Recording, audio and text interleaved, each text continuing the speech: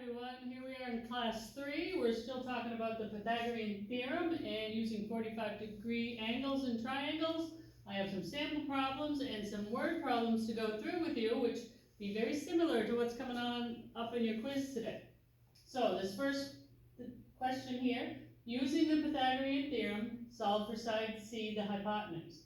Answer in feet, inches, and fraction to a 16th. That should look familiar. Right, so when you're reading these questions, sometimes again, it's in reading the question. This one's pretty straightforward. Using the Pythagorean theorem, so you know what to do. Side A, 2 foot 3 and 1/16, and side B is 1 foot 4 and a half. First step, the first thing we have to do, we have to get our numbers all to the same units, and we want to get them in inches and decimal. So 2 foot 3 is the same as 27. 1 divided by 16 is where I got that decimal from.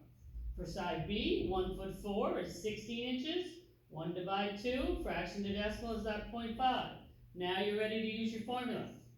27.06 squared plus 16.5 squared. We get these two numbers here, we add them, and on your calculator, shift and square root, and we get the number 31.69 inches. This number is in inches because these dimensions were in inches.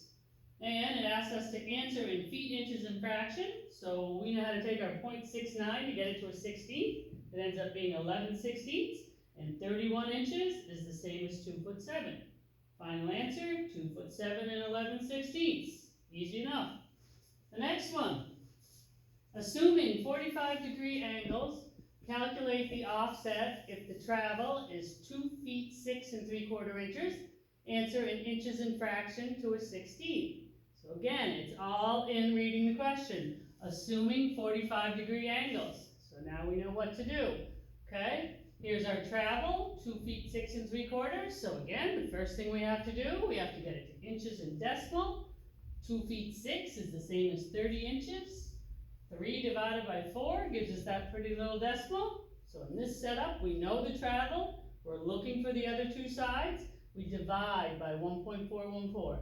And we end up with 21.75 inches. 0.75 times 16 gives us our fraction. Our final answer, inches and fraction, 21 3/4. Okay? Also here coming up on your quiz, you may just be drawn a triangle.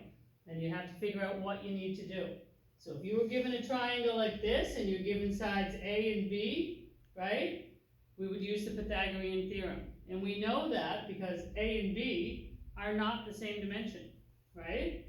So we know we need to use the Pythagorean theorem. When we get to a triangle that looks like this, and it's identified that it has a 45-degree angle, then we know that this is also a 45-degree angle, and we now know when we have that going on, the dimension from here to here, and the dimension from here to here has to be the same, right? So it's the same as it's been since the beginning. Make sure you read the question so you know what you need to do.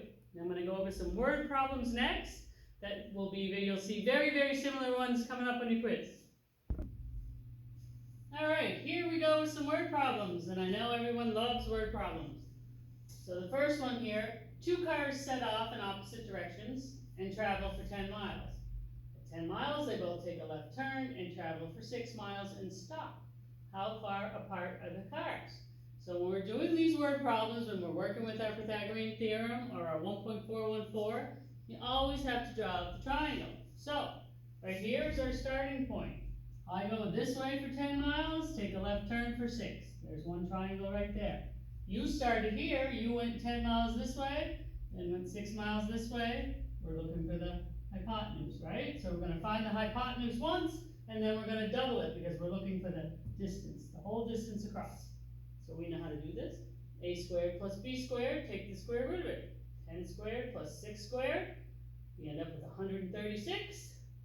Shift and square root, we get 11.66 miles. We double that because we want the distance from here to here. Definitely we'll see a very similar question on your quiz. Same as this one here. The next one, a biker rides due east for 23.5 kilometers, then turns south and travels for 10.5 kilometers.